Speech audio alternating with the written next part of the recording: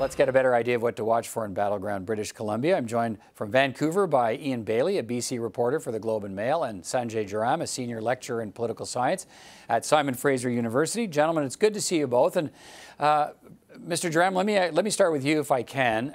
The polling numbers we've seen suggest the Liberals are hitting some rough waters in British Columbia because of the SNCLeblon affair. Why has that become such an important issue out there?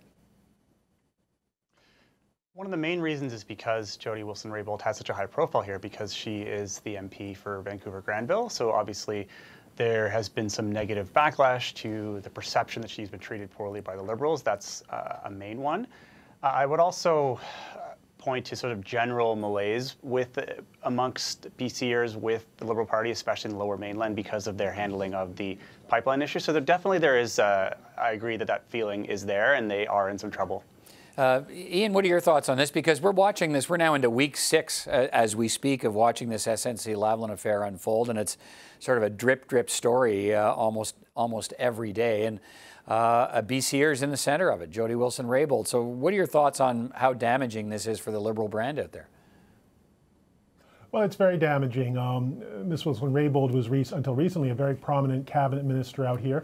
She's also an exceptionally popular MP, very well supported within her riding, within the riding association in Vancouver-Granville. So this hurts them. I think also they've also been hurt by Trans Mountain, by the pipeline, and are being held accountable for such issues as housing and the cost of living, money laundering. You know, they've had a run in government. They started with a blank canvas, and now they are being held accountable for a number of issues, and the Prime Minister and the party will have to sort of navigate around these issues or come to terms with them as they're seeking to hold seats and maybe win more seats the next election. Sanjay, how do you think the issues, Ian's touched on them, I mean, another one's electoral reform, I guess, and the pipeline issue. How are these weighing down the party there? So electoral reform, I think it still does hold some weight, especially in the Lower Mainland and on Vancouver Island, where there was a lot of enthusiasm, especially in areas where people may have been supporting the Liberals who are actually potential Green supporters who wanted that reform to go through. You also, I think Ian did mention housing. You have clearly a Liberal response to that in the new budget. Now, it just depends on how well that plays here, because there are some details within the policy that are difficult to get into that may turn off some millennial voters in the Lower Mainland because of the fact that it may drive up prices. And there is a clause in there that would sort of limit those who would help to those who have household incomes somewhere around less than 110 or 120,000. So it depends on how far people dig into them and whether or not they feel that'll help them. So I do think that they've taken definite flack for the housing issue, because there hasn't really been much done at the federal level, and usually they've been saying that they have very few tools, and this latest sort of attempt probably falls short with a lot of people. Let me have you. There was an interesting moment earlier this week when the Prime Minister was in Maple Ridge and he was leaving a in-construction townhouse development where he had talked about housing measures in the budget. And as he left, he was greeted by protesters on the pipeline, on housing, on, I think, harm reduction. And at the same time, there were some people there who wanted to shake his hand. It was an amazing microcosm of the challenge that he faces in British Columbia with some of these issues. There is support for the Prime Minister here. He's here relatively often. It's a province he has roots in. And when you cover him and watch him, he's a popular fellow here. But he's also being held accountable on a number of issues. And I remember one fellow talking housing, one of the protesters saying that, look, there's nothing in this budget that helps me get into the housing I need. Prime Minister is going to have to, and the Liberals are going to have to work around these issues when the writ drops and the campaign begins this fall. Okay, let's talk about Andrew Scheer. The latest polling shows the Conservatives well out in front in BC, with the NDP in second place and the Liberals back in third. The Conservatives won just 10 seats in the last election, compared to 17 for the Liberals and 14 for the NDP. Sanjay, if the Conservatives are going to make gains, where will it happen? So I would say on some of in the Fraser Valley, on the fringe there, some seats like Mission, Matsui, Fraser Canyon, I do think is very much in play. Pitt Meadows, Maple Ridge is probably one that the Conservatives are eyeing.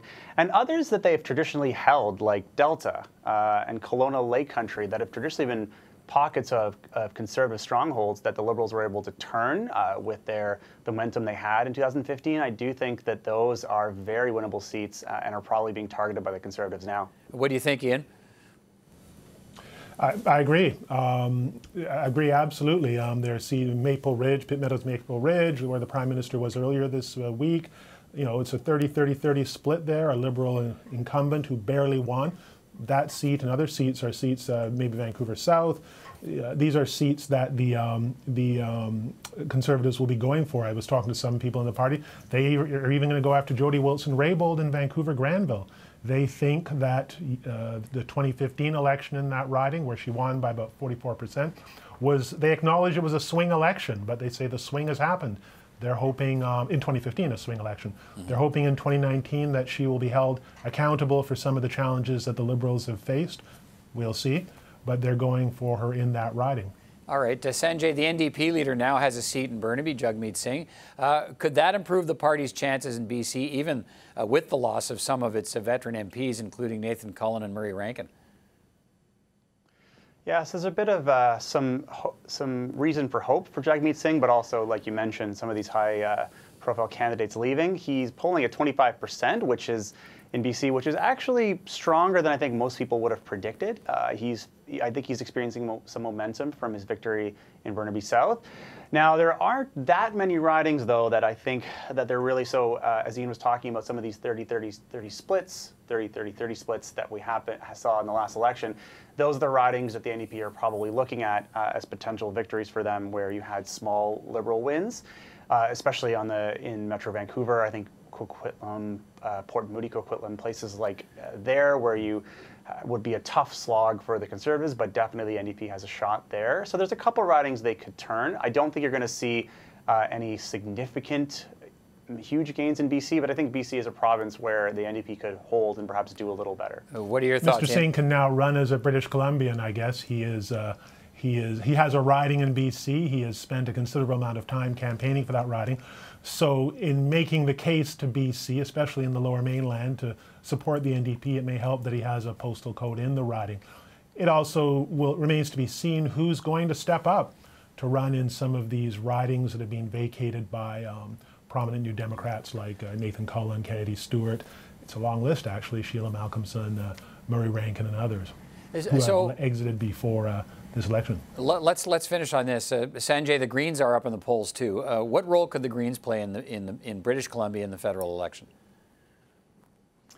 So, I mean, I think the obvious answer is that the Greens pose not a real threat to any Conservative voters. Generally speaking, that those who are voting for Green have the potential to flip between the NDP and perhaps Liberals, especially we saw in 2015. There was probably some of that. So I do think they have the potential to play a spoiler role in a lot of ridings. And obviously, I do expect them to hold their strength on Vancouver Island. I think that especially in areas that are strongly invested in the pipeline issue, they've held their ground and they're seen as a strong voice for those people. So I do think it's possible they're going to play a role of spoiler in ridings where they pick up extra votes for people who are perhaps sort of disenchanted with the Liberals. And it opens the door even further, I think, for the Conservatives to make some gains here. It's interesting that the Greens provincially have 3 members of the legislature, and it will be interesting to see if that helps them in the federal election. The Greens have also done well, obviously, in municipal politics in Vancouver. So if that strength transitions into the federal election, it remains to be seen if that's going to happen, though. All right, Sanjay Jeram, Ian Bailey, thank you both for your time today, gentlemen, and we'll look forward to talking again. Thank you. Thank you.